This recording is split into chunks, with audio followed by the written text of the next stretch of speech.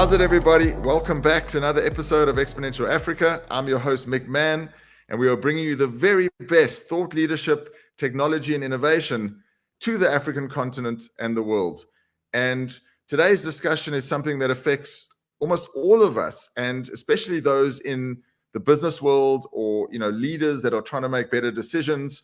There's a slew of big data that's coming into the world, and then now can be accessed and can be sort of interrogated to make those better decisions. So today's episode is around big data and how to use big data to understand these insights. And we are very fortunate today to have Dr. Wolfgang Fengler with us, who is the founder and CEO of World Data Lab.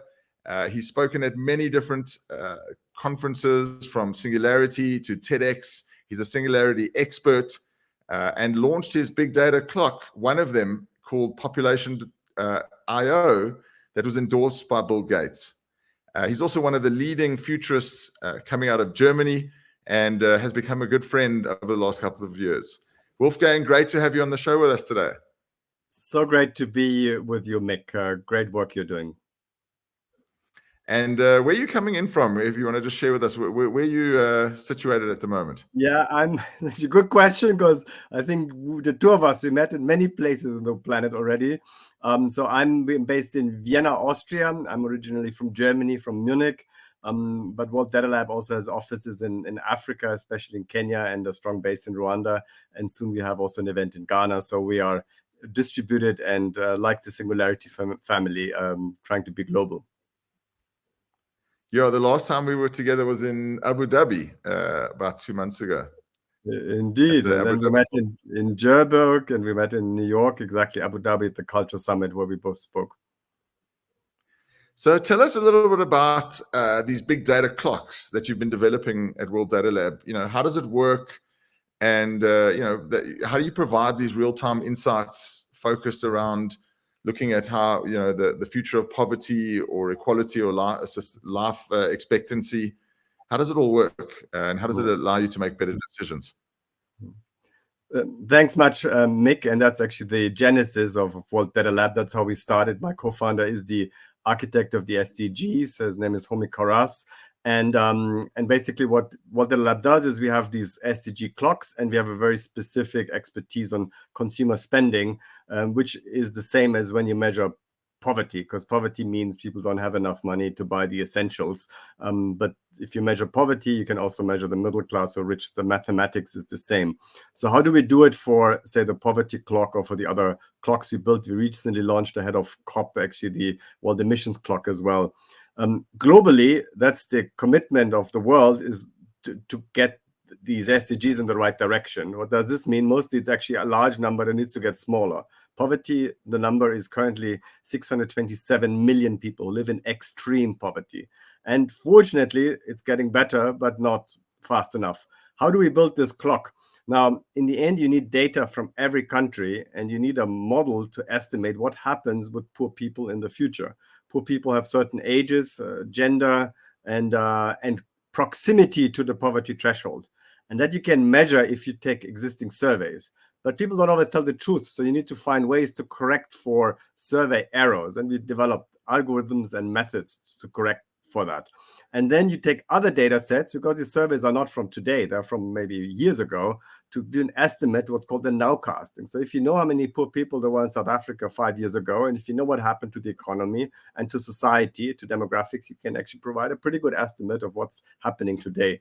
And it seems, at least that's why World Poverty Clock is the number one when you Google anything related to world poverty, is people appreciate to have a number right now, and a number, not a book, not a presentation, not a talk, just a number. And that with that number, you can create action, and you can get the number tested and challenged by people, and then you get a better number, a bit like the Google algorithm. So that's how we have been approaching it. And then we have the specialty to look into the future, because people like you and your community are more interested into the future than into the past. And that's conceptually how we build those clocks. And with emissions, it's the same. You need the total number, you break it down by country, by sector, and then go into the future. And how does it help you create positive outcomes by knowing this information, by understanding life expectancy better, or how does it actually help as a business leader or as an organization to make better decisions? Yeah. Well, Mick, I think there's two main routes, right? One is the direct route and the other is the indirect route. So the indirect route is something you don't exactly know, because and the key message I want to give is, if people really use your data and trust your data, that's pretty good as a starting point. And that you really know how many poor people there are in South Africa, how long people live in South Africa, how people, what's the chance of dying from diabetes or many other risks. That itself, if that's the reference, then lots of other things will happen, and this is then overriding not so good data. And again, you can't anticipate every possible scenario, but that's like with any type of things, when those who operate in the stock market or beyond, if you have better data, you can make then better decisions, and you don't have to understand every possible angle of how the data flows into a person's decision. But if it's part of the core narrative already, that's the big success. It's a bit like water. You don't exactly know how it flows, but as long as it flows the right way and you measure it correctly, that's the more powerful indirect route. The direct routes are, let me highlight policymakers and business leaders. So poverty is one of the key challenges of our lifetime, the same as climate. Those are the two key challenges. If policymakers know how many poor people there are in each county in Kenya or in South Africa, and where it's actually going the right direction, they can actually allocate resources better, because our countries don't have unlimited resources. So, and in many richer countries, they get actually too much money spent on social protection for people who don't need it. So if you know really how many poor, and then people can make choices. Do you focus on the children or the elderly if you don't have so much? And in Europe, it happens to be the old people are doing very fine, almost all of them, but the children are the challenge. So those are the key policy levers that are there. The same goes with climate. Obviously, we feel we are close to a tipping point, but you also can see that some countries are actually doing a pretty good job on climate. Surprisingly, we just upgraded Sweden. Sweden is a clean and rich country. You can learn how they did it. Is South Africa is easy because the challenge is energy, as we all know. But in other countries, in India and Indonesia, is the issue on transport? Is the issue on meat? Is it on wheat? Is it on trucks? That's important to know, because then you can put in the right, policy to say, yeah, well, maybe in India the problem is trucks, but in Bangladesh it's something else. And so it's the different impact to get on climate and still keeping the economy running. Finally, and most importantly, businesses. We have developed this spending model that's built on our poverty model that will help business target customers. And there's a lot of talk on the bottom of the pyramid, but if you look close in the data, it's more the middle of the pyramid that's critical, called middle class. You need to understand the middle class to make money in Africa and to help everybody. Nestle made a big mistake. They thought the middle class is much larger and then had to scale back the factory in Africa. That's a multi-million dollar misinvestment. BMW made the opposite mistake in India. They underinvested and got their target done in 1 month, which they lost a lot of money, and Indians couldn't buy the cars they wanted. So there's unlimited examples why this good data is critical, and why actually now and we are part of this, it's easier to make it available faster and with less friction. You don't have to hire a consulting company anymore to know how many cars you can sell in South Africa or in other parts of Africa. Amazing. It's so interesting. I think, if you think about the idea that knowledge is power, and if you look at the course of history, how, that power was only held by a very small group of individuals, kings and queens, or, empires, then it's moved on to governments. And now it's with World Data Lab, it's much more accessible to business at large. And how has exponential technology and innovation aided you in this mission? And how have you developed using technologies, these big data clocks? Yeah. A brilliant point, Mick. And let me build on your aspect of democratizing the space, because I think this is so crucial in this day and age, and we can all discuss what's the biggest global challenge. But one of them is misinformation and lack of clarity what the numbers are.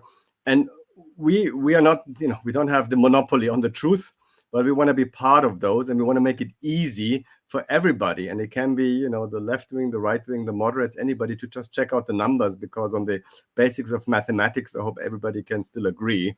And if you have, if in our clocks, you can click through. You go to the Kenya module, you see how many Kenyans are in poverty, how many girls. You can go into counties, and then you can see, does this number make sense? Does it add up? do these, all these countries add up to the total? Do these add up to the categories you have in mind? And then people can, cannot talk against each other, but just work on the same basis of very simple mathematical principles. Which brings me to AI. For me, AI was a lot of buzz out there. AI is important, but AI is still mathematics. It's advanced mathematics, and it allows us to bring in new data sets that we didn't think existed into the machinery. So data from space, geospatial data. So which again comes back to, because for us, we want to answer these big questions in life. How much money can I earn? How long will I live? That's some of the fundamentals. And to help get closer to the right number in those big questions, that's what we're trying to do. So how does this work with AI?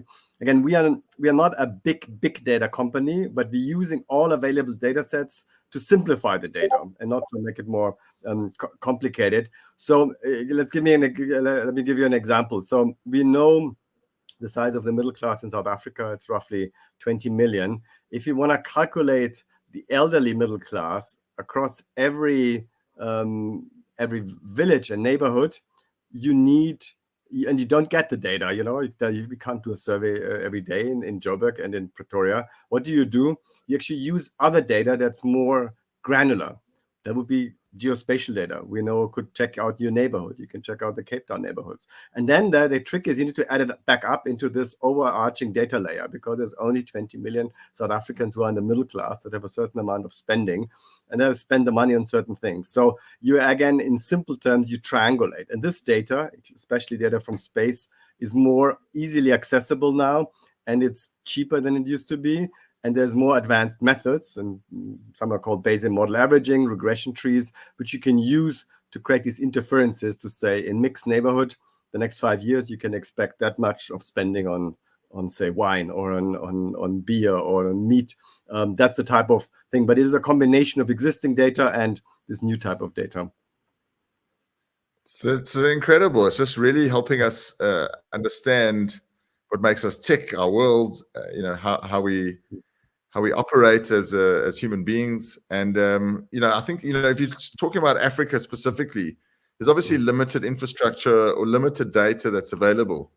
What sort of challenges have you faced while building out these data sets, and how have you overcome them if the data is not available? Yeah, which brings us back to your previous question, because there is, and that's, it may be surprising to some, but there's actually clever techniques that you can then do. It's a bit like, think of your Google search. If you Google Mick Man, you get a lot of results, you find the result. But then if you Google something else that's a bit more opaque or somebody, then you don't get as many results. And you need to work with these fewer results. But that's a bit similar to how it is with the data space. And then the error is likely larger. But there's a nice method, which I tried to explain now briefly, which we actually deployed in Africa, which is called twinning. So what does this mean? In the end, some data is easily available, like population data. So even in difficult countries, and the data has gone better. It's not good, but it's gone always better. It's better than it was 20 years ago. And a country I know a little bit, even Central African Republic, you get some data. You know how many people, you know how long they live, and you know how they live a bit longer than they used to, despite their conditions. But then, there may have been some data of 10 years ago, and the country may have looked, a country like CAR, like another country today, or like 20 years ago, be it like Mali 20 years ago, or Burundi. And maybe there's data from the other country, and then there's data from another country that has some similarities. So you bring them together. We call it twinning. And so we did this experiment on Kenya, where we have good data, and we tried to pretend we didn't have the Kenya data and use data from a lot of neighboring countries.